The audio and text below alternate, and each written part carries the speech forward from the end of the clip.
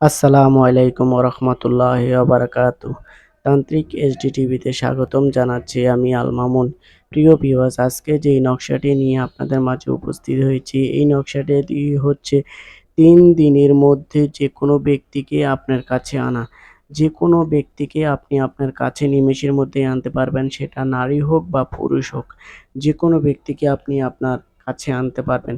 এটা আপনার বন্ধু-বান্ধব হলেও আপনি এটা করতে পারবেন, বা আপনার ভাবি বা আপনার দূর সম্পর্কের আত্মীয় হলেও তাদের সাথেও আপনি চাইলে এই কাজটি করতে পারবেন। তবে বলা বাহুল্য, কেউ কোনো খারাপ উদ্দেশ্যে কেউ এই কাজটি করবেন না। যেহেতু আমার বলা দায়িত্ব, তাই আমি বলে দিচ্ছি, আপনারা যখনই এই কাজটি করবেন, সেই কাজটি অবশ্যই আপনারা আগে, যারা কবিরাজ আছেন, আসরের মতো আগে আয়োজন করে নিবেন। কারণ হচ্ছে, যেকোনো কাজ করার একেকটা কাজের একেকটা নিয়ম, একেকটা ধরন আছে। তো সেজন্য আগে আপনি পাক পবিত্র হয়ে আপনি এই কাজটি শুরু করবেন। শনিবার অথবা মঙ্গলবার এই কাজটি করবেন। এই কাজটি যখনই আপনি করবেন, তখনই সেই জায়গাটি যেন নির্জন এবং একাকিত্বভাবে থাকে। যার নামে আপনি করতে চাচ্ছেন তার ছবি সংরক্ষণ করে আপনি সামনে রেখে আপনি এই কাজটি করবেন। এখন হয়তো বলতে পারেন যে, আপনি এই পয়সাগুলো বা এই কয়েনগুলো কী জন্য রেখেছেন? যারা কবিরাজ আছেন তারা অবশ্যই জেনে যাবেন যে এগুলো কী কারণে আমরা ব্যবহার করে থাকি বা কোন কাজে ব্যবহার করি।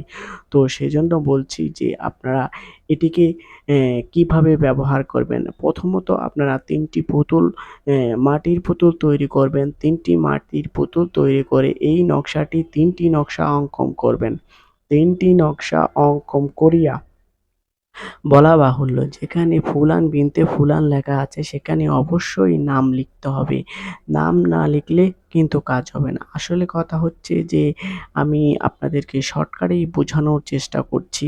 সেজন্য আমি আপনাদেরকে বলে দিচ্ছি যে, আপনারা ৩ টি নকশা যখন অঙ্কন করবেন, তার পুতুলের ভিতরে আপনারা ঢুকিয়ে নিবেন। ৩ টি নকশার ভিতরেই আপনারা এই নকশাটি অঙ্কন করে মাদুলির ভিতরে ভরে আপনারা এই ৩ টি নকশা অ্যা পুতুলের ভিতরে ঢুকিয়ে নিবেন। ঢুকিয়ে নেওয়ার পরে একটি নকশা আপনারা নদীতে নিক্ষেপ করবেন, আরেকটি নকশা আপনারা ৩ রাস্তার মোড়ে গাড়বেন।